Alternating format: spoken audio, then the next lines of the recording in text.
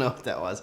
Sorry. How's it going? Welcome to another video. Still drinking ginger sparkling water as per usual. I feel like sparkling water, like, come on. Come on. Okay, ooh. Happy Monday. Hopefully you're having a fantastic Monday. If you're anywhere near where I am, it is very cold today. So it would stand to reason that we stay inside, we cozy up a little bit, and make a nice piping hot French press. You're probably thinking, Jared, why French press? You've never talked about French press. You've never made a French press on the channel. Why are we talking about the French press today? Because it's important and a lot of people use it, and I feel like a lot of people are probably using it wrong. I'm gonna try and help improve your method, if you will. So you get better coffee from a French press without all like the little gritty stuff that you get and all the nasty stuff and whatever.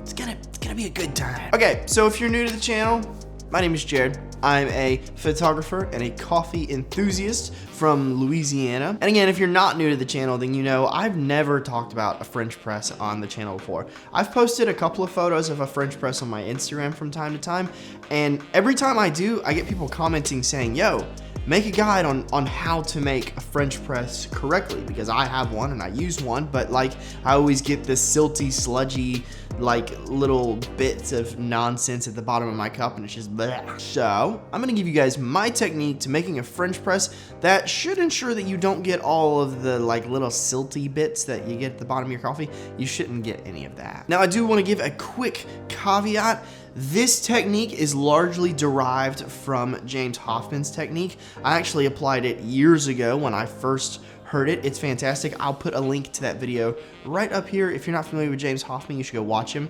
He's a fantastic YouTuber, content creator who's all about coffee, and I love it. Anyways, James Hoffmann made a fantastic video about it, and so that's largely where my technique is derived from. So, without further ado, let's make a French press. Alrighty, first things first, you know how it goes. We're going to talk about coffee. I'm using Southern Weather by Onyx.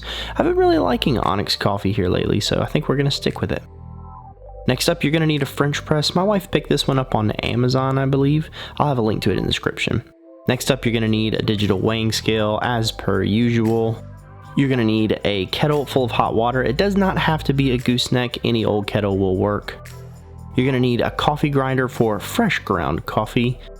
Lastly, you're going to need a spoon. Actually, you're going to need 2 spoons. I'll show you why in just a second. First things first, put your French press on your scale, zero it out, and then put 30 grams worth of fresh ground, coarsely ground coffee into it. We're going to do a 1:16 ratio, and I'm not good at math, so I'm going to use my calculator. Comes out to 480 grams of water. So go ahead and zero your scale and start pouring your water in. Go ahead and fill that up to 480 grams. Grab your phone and set a timer for 4 minutes. A French press, contrary to popular belief, is not a rushed method of coffee. It's actually a kind of slow method.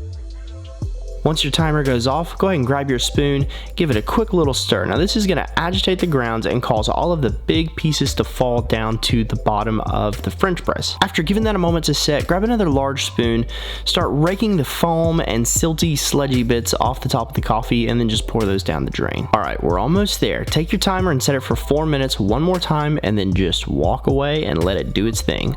Alright, once that's done, take your lid and your plunger, place them back on top of the French press, and push the plunger down until it's just resting above the surface of the coffee. Do not push it all the way down. All that does is re-agitate the grounds that are at the bottom of the French press, and that's where you get all that sediment at the bottom of your coffee. Don't push it all the way down. Now just pour up your delicious cup of coffee and you're done.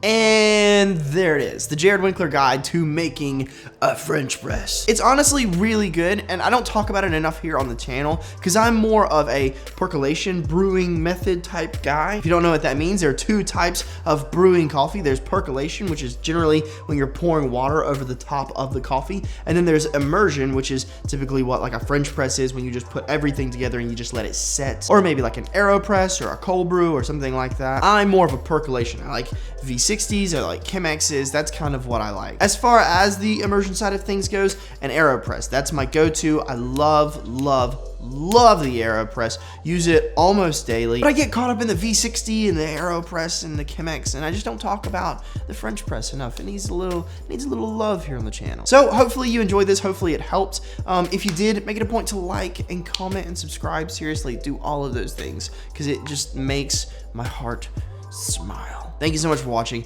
You guys are fantastic, every single one of you. I'll plan to see you in the next one. That's right. I'll see you there.